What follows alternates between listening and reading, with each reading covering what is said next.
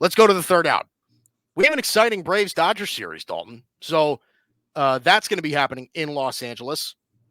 Could it potentially be an NLCS preview? I think we can certainly make an argument that could be a likelihood.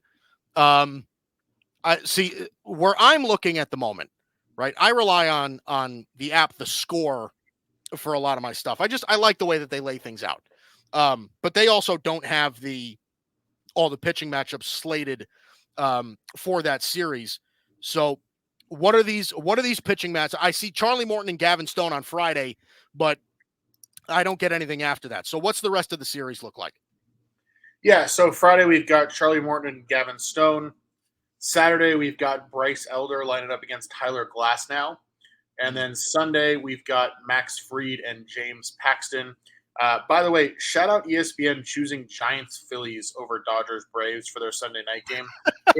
And I do mean that genuinely because it's a Sunday that I don't have to watch the ESPN broadcast, and I am like unironically happy about that. Yeah. So, but yeah, I mean, it should be a ton of fun. Morton and Stone, obviously, guys on opposite ends of their careers. Charlie Morton, still finding ways to be effective at his advanced age. Gavin Stone finally coming into his own, starting to look like a dude. What a tough matchup for him here. And it'll be really interesting to see how he responds to it. In my mind, it's kind of a win-win, right? Like either he looks great and it's like, okay, like he just looked great against the Braves. Clearly he's taken that step. Or if he doesn't, it's like, all right, man, it was the Braves. Like, let's learn from it, right? So it's great that he's getting to face a team like that on May 3rd and learn a little bit about where he's actually at. Morton's interesting to me because he continues to put up very solid numbers. The Baseball Savant page is a little bit more middling. I mean, you look at like the chase rates below average, whiff below average, walk percentage below average. He's allowing more barrels than average. Fastball velo is obviously a little bit below average, but he keeps avoiding hard contact for the most part. That breaking ball keeps producing. He's got an 84th percentile run value on it. So, overall, he just continues to kind of roll along and do his thing. I mean, hey, listen, I was in, and I'll touch on that a little bit later on when we've got a little bit of free time in the show. But I was in Atlanta for his last start against Cleveland on Saturday night, and 7 strong, 4 hits, none earned. Like, Charlie Morton is an old man and still finding ways to get outs.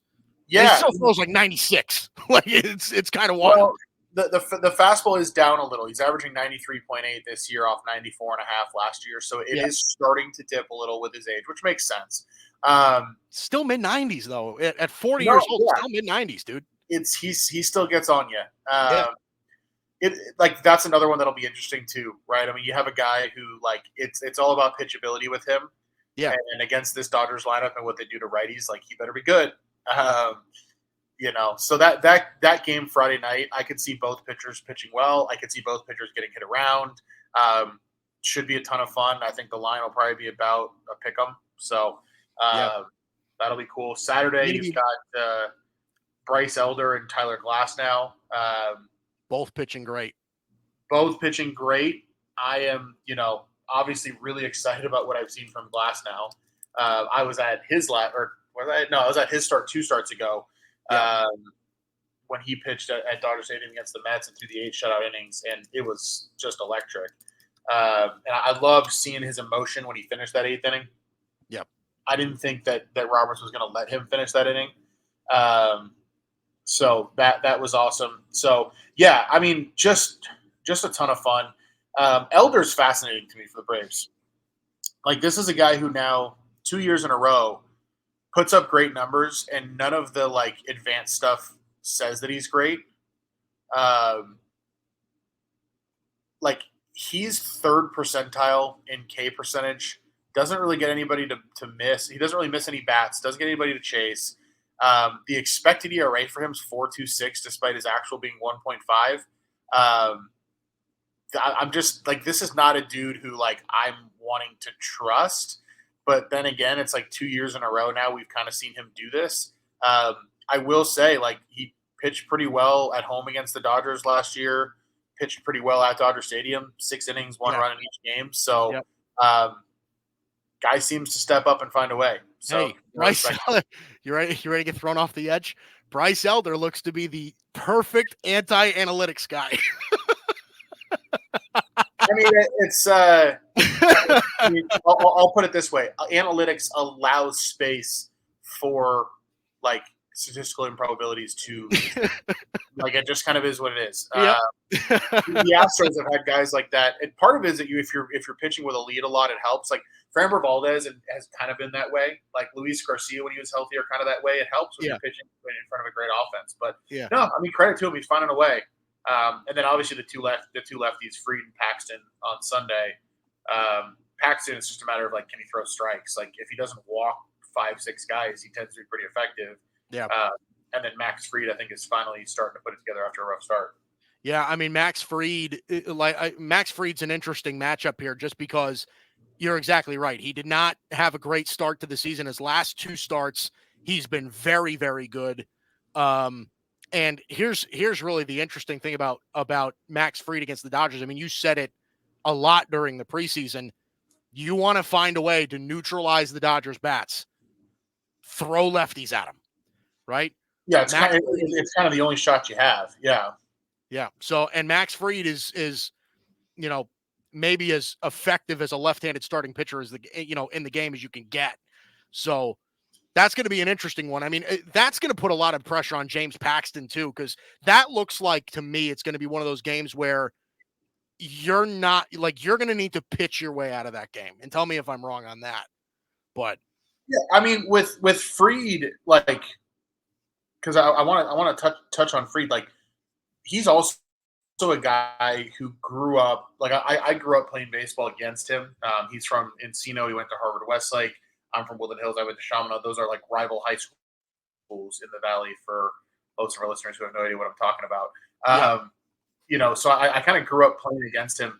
This is a guy that loves coming back to LA and pitching. Like, it's just, he's like, every time he pitches in LA, he's been dominant. It helped, like, and these are only good Dodger teams, right? I mean, he's been in the league since 2017. In fact, most players in baseball at this point haven't faced a bad Dodger team, but 2.68 ERA for his career against the Dodgers, like, that's really impressive. 2.57 for his career at Dodger Stadium over 4 starts. right. I wouldn't bet against him against the Dodgers on Sunday.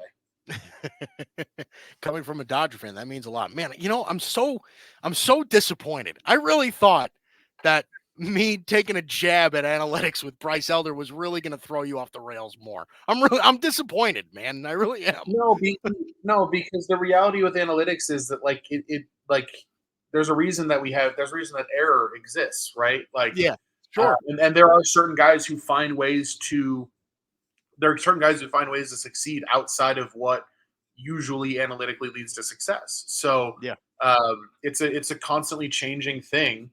And I think like to not acknowledge that there are going to be exceptions is to be too hard-headed about it. Yeah. Well, hey, listen, like I said, I thought that was going to garner more of a reaction, but that's all right. You're more level-headed than I am, I guess.